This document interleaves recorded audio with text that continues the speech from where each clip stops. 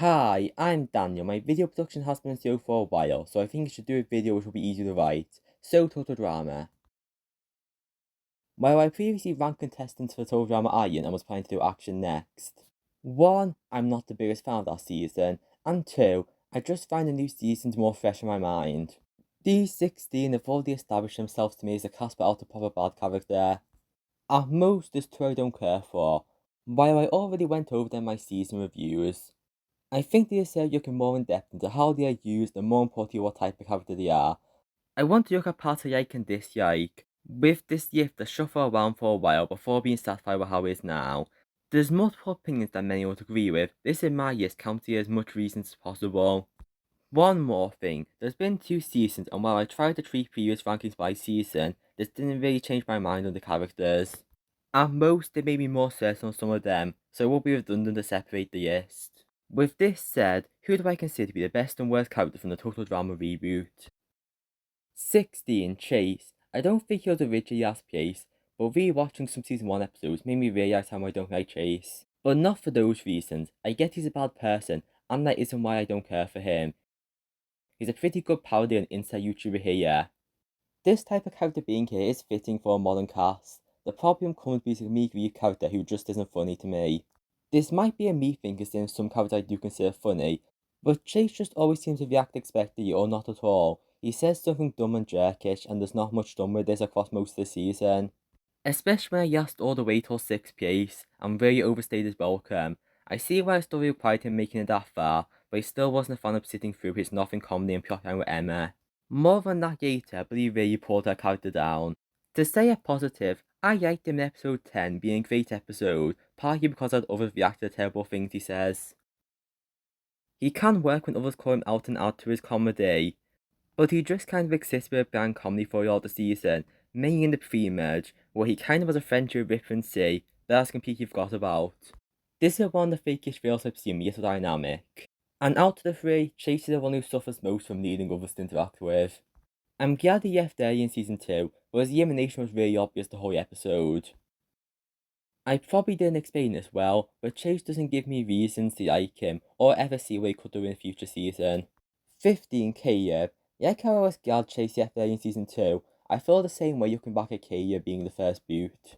It was a funny shock, and common great Bowie move, but now we have full screen time across season 2.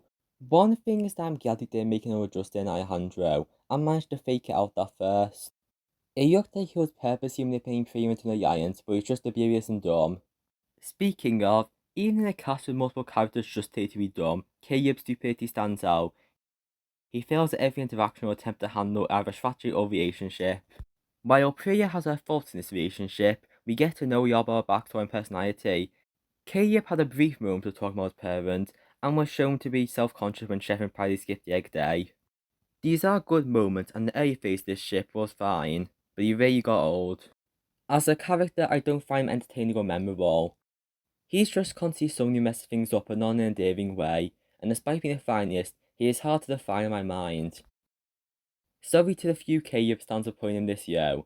At least he's not last place that he was very close to being. 14. Nichelle. This is a case where I had to look at the character's use and joke to judge her actual character and knowing where it was leading to.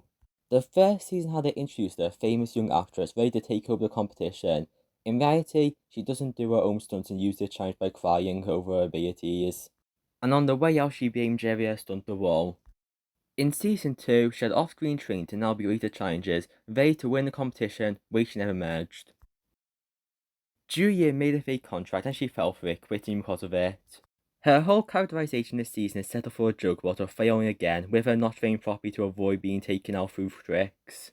It's quite a funny joke for a predicted winner, but doesn't make her a good character, when many like her for the idea of what she could have done. She doesn't have much interaction with the other cast and isn't particularly funny, even if I like some of her Hollywood lines.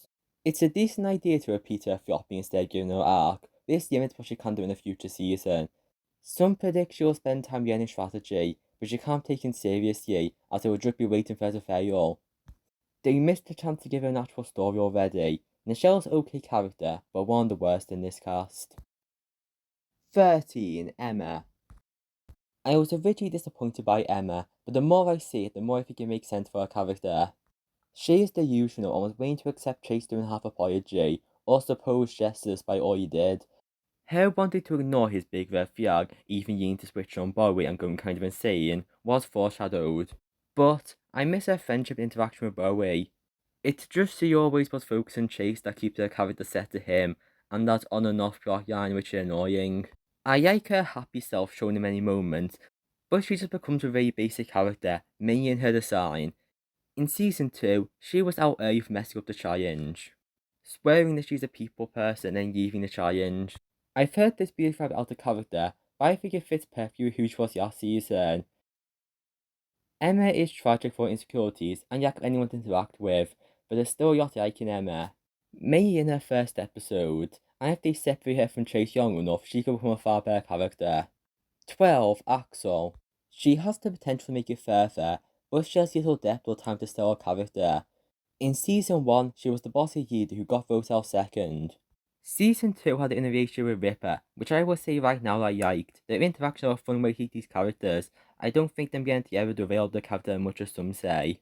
Still, it only feels like we saw this relationship from Ripper's perspective, with Axel staying one-dimensional. This is made even worse when she mainly only interacts with Ripper. Once she left, I just wondered how I should feel about her as a whole. Also, the zombie gimmick being thrown at her is false and a rehash of Sean from Pack to Island. I'm not someone who would discuss most this season positively, but that added to his character with more going for him. This is just a random backstory that plays with how mostly realistic 14 of these characters are. Speaking of, Ayethan, Lauren/Scary Girl. She stands out so much from this cast and was always going to. In a cast of pretty regular teenagers, she's a girl with an old-fashioned outfit and an obsession with hearing people scream. This is the type of character Pack to Island would have, but that season failed because more than half the cast of these wacky gimmicks.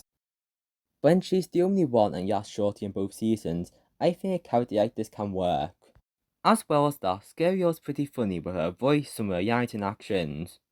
Just yucked her on that jackhammer, how can you not find this amusing?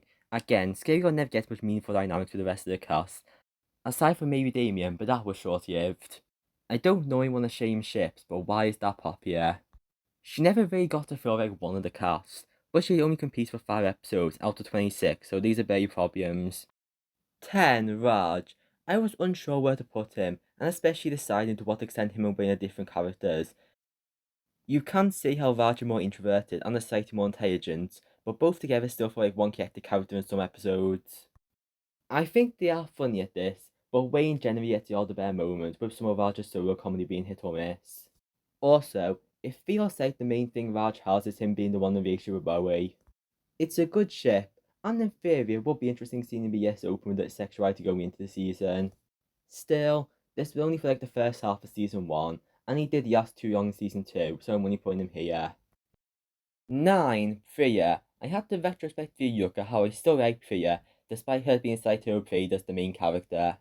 It does get slightly tiring staying in every episode, but it makes sense why she had to have this Yas Young more than once, and I did predict Priya will make a DC film in season 2, even if 4th was a bit much.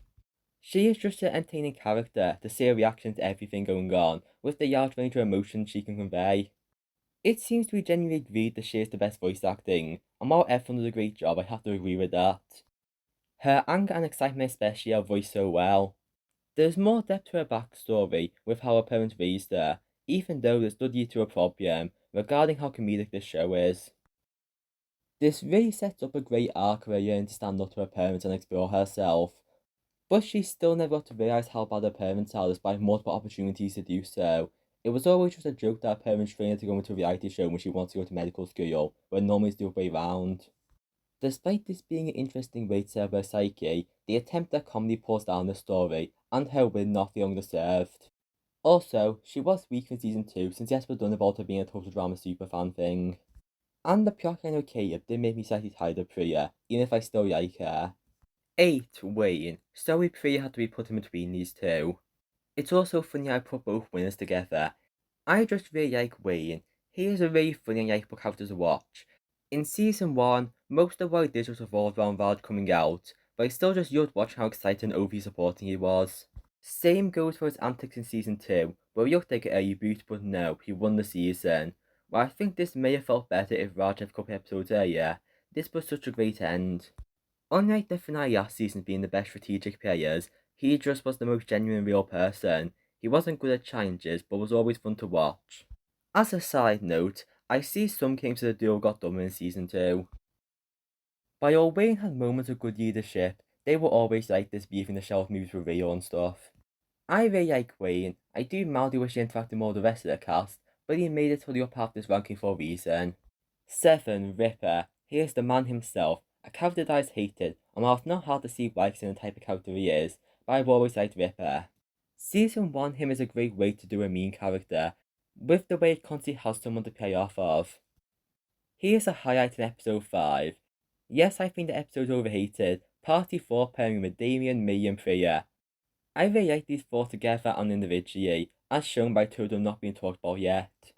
On the topic of that infamous episode, I need to mention the fart jokes, which normally aren't funny.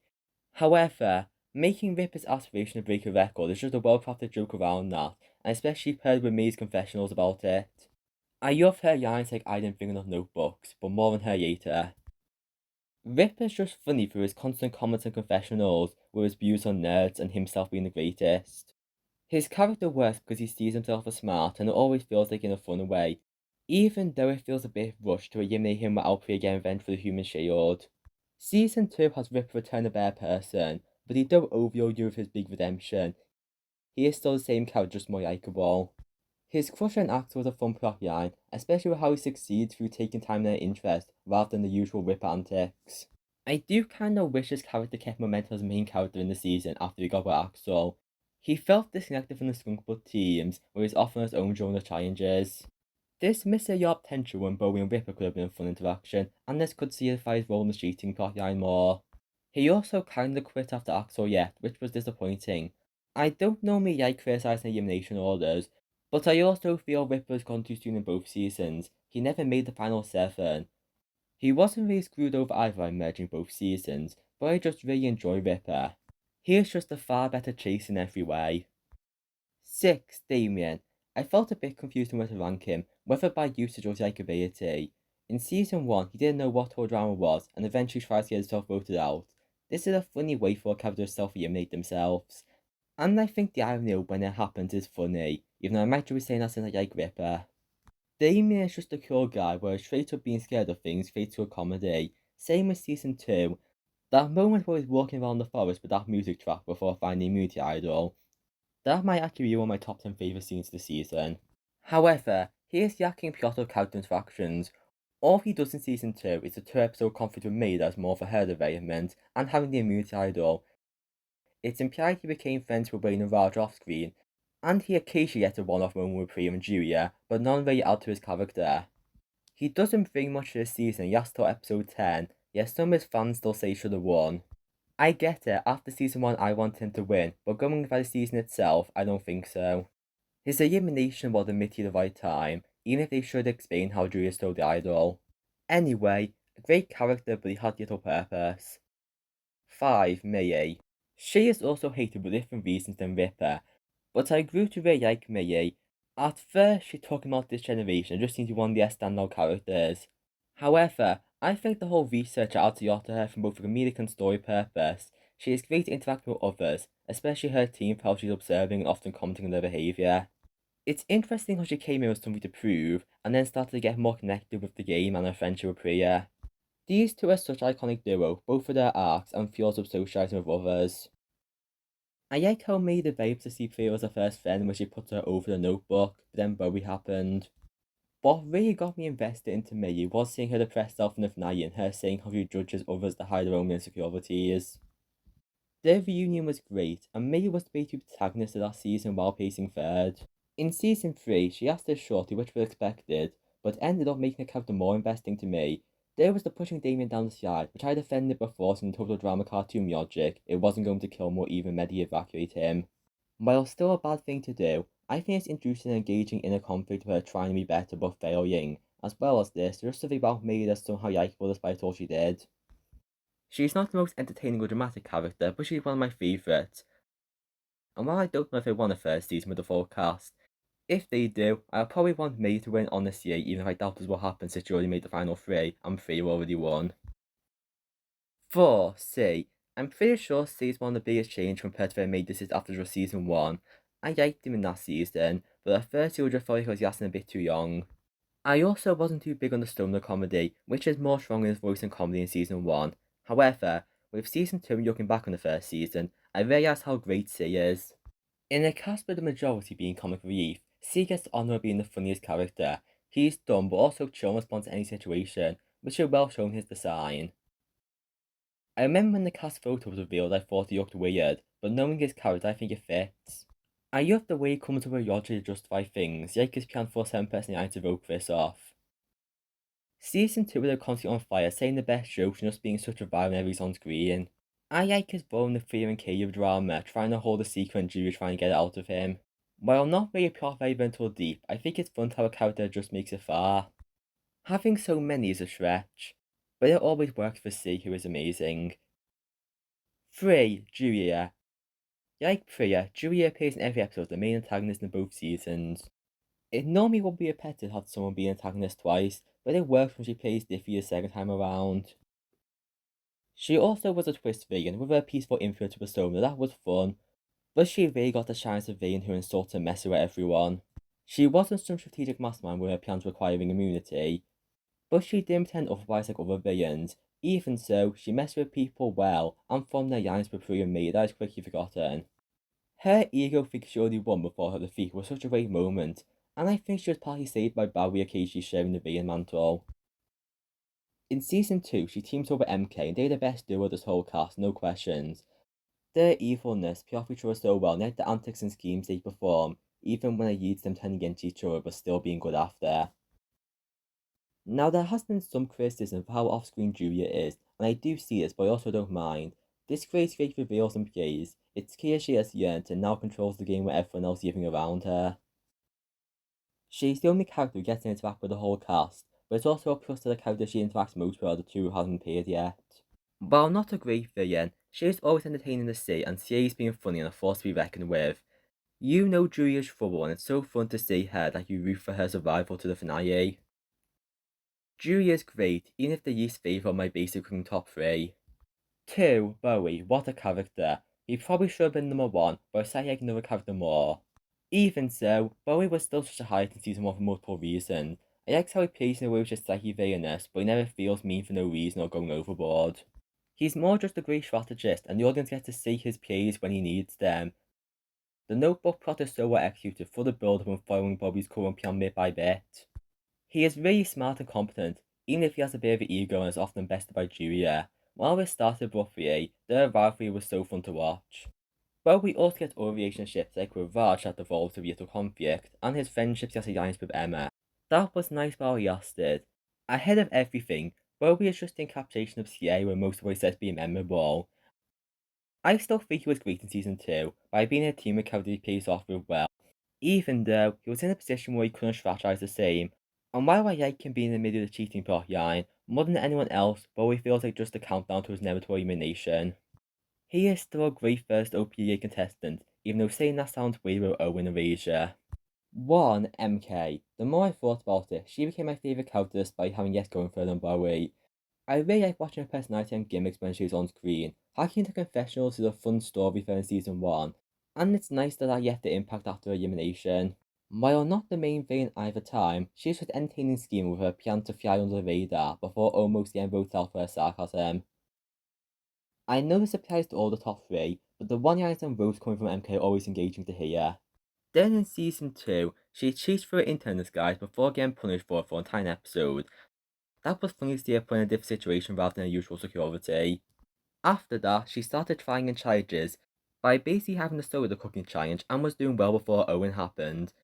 Then she almost won the pinball challenge after arriving late. And even driving a car to a large object challenge, she was expanding past just cheating with her situation being fun, then she's eliminated. As great as MK and Julia are together, this limited her to just Julia's sidekick, who yet before her again. I wish you could have asked her younger, since MK was always a joy when on screen. I don't have much more reason to say other than I just enjoy the most. I may only be giving her the edge because Bowie and Julia got more screen time, but I wouldn't feel right myself not having MK as the best horror drama reboot character. In conclusion, this was a good video to write since I like most of the season's cast. Total drama is easy to talk about, and I am pondering over what other topics I could do. I consider ranking every single team from every season, but then I realised Pokemon Pacto Island enough. So let me know if you'll be interested in seeing that video. Also, I am currently really into the inspired YouTube series Adventure Camp that I want to cover, but I think it will be best to wait until All Stars is over. Just know, I really like the season so far, and will probably defend it when finished. Anyway, if you enjoyed this video, consider pressing subscribe and watching more. The end.